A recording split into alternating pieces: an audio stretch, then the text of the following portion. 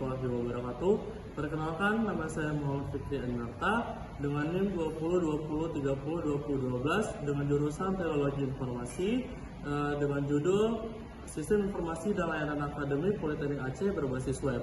Pembimbing satu saya Bapak Iksan, Eskom MT MSc. Pembimbing dua saya Ibu Feni Susilawati, SST MT. Baiklah, disediakan saya langsung menjelaskan tentang penggunaan aplikasi. Baiklah, kita akan tampil di menu login. Nah, di sini kita akan memasukkan NIM dan juga password yang sudah diberikan oleh akademik. Nah, di sini adalah tampilan dari web sistem informasi, yaitu ada dashboard.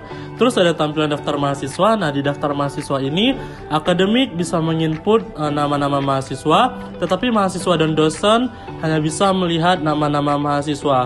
Nah, di sini ada inputan dari mahasiswa, contohnya dengan NIM 123456. Nah, di sini kita akan pilih gambar atau foto.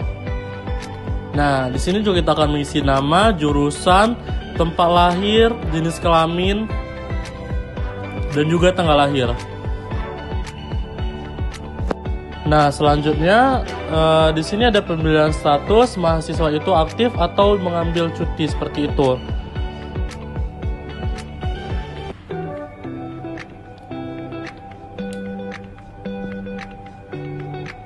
Nah, di sini ada angkatan. Nah, dari angkatan ini apabila kita memilih 2020, maka semesternya langsung berubah ke 6. Nah, di sini juga ada pemilihan dosen wali. Akademik sendiri akan memilih dosen wali dari mahasiswa tersebut.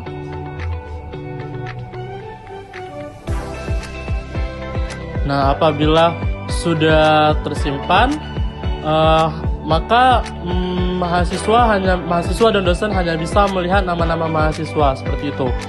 Tetapi akademik bisa merubah atau mengedit data mahasiswa tersebut. Nah, ini bukti kalau data mahasiswa sudah ada.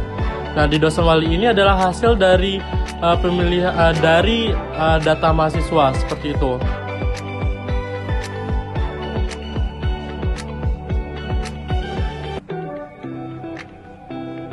Nah, selanjutnya ada angkatan. Nah, di sini ada angkatan dan kurikulum yang akan digunakan setiap tahunnya. Contohnya seperti 2022 kurikulum merdeka. Nah, selanjutnya ada dosen pengajar. Nah, di dosen pengajar ini sama seperti mahasiswa sebelumnya. Di sini hanya akademik yang bisa menginput nama-nama dosen pengajar. Seperti itu. Nah, di sini ada mata kuliah.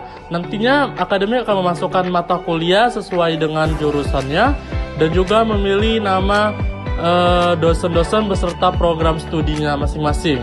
Di sini juga ada kuota dan juga ada kuota seperti itu. Nah, di sini ada KRS. Nah, di KRS nilai ini yaitu KRS bisa diinput oleh data mahasiswa. Apabila mahasiswa telah login, dia memilih mata kuliah dan dosennya. Nah, nanti di sini langsung terinput atau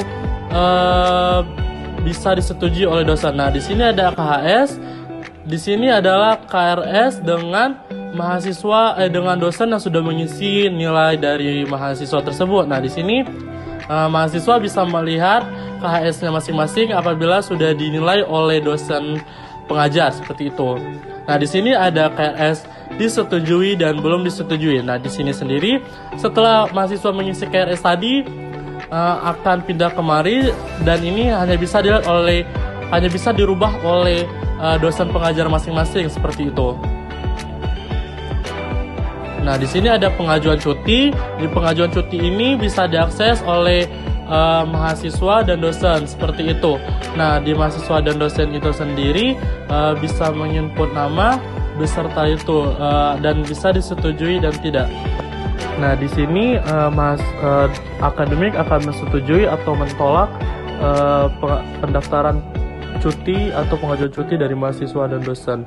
Nah, yang terakhir ada daftar admin. Nah, di daftar admin ini sendiri akademik seperti yang sudah sebelumnya memasukkan NIM dan juga password dan yang akan dibagikan kepada mahasiswa dan dosen agar bisa login seperti itu.